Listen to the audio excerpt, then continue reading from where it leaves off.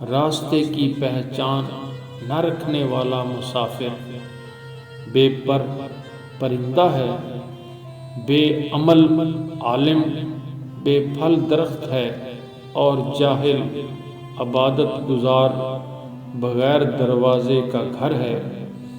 شاہی خلت اگرچہ قیمتی ہے، لیکن اپنا پرانا لباس اس سے زیادہ باعزت ہے، اور بڑوں کا دسترخوان اگرچہ لذیذ ہے، مگر اپنی جھولی کے ٹکڑے اس سے زیادہ مزیدار ہیں۔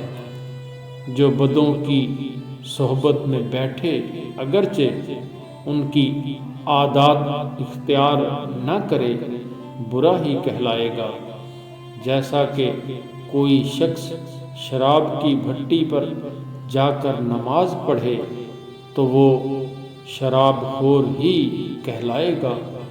سونا کان سے کان کنی کے بعد نکلتا ہے، اور بخیل کے ہاتھ سے جان کنی کے بعد۔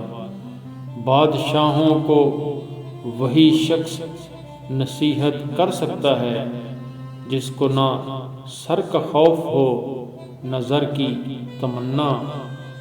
حق شناس کتا ناشکر آدمی سے بہتر ہے۔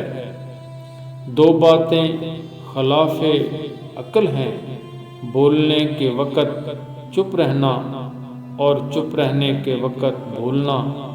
موتی اگر کیچڑ میں گر جائے تو بھی قیمتی ہے، اور گرد اگر آسمان پر چڑھ جائے تو بھی بے قیمت ہے۔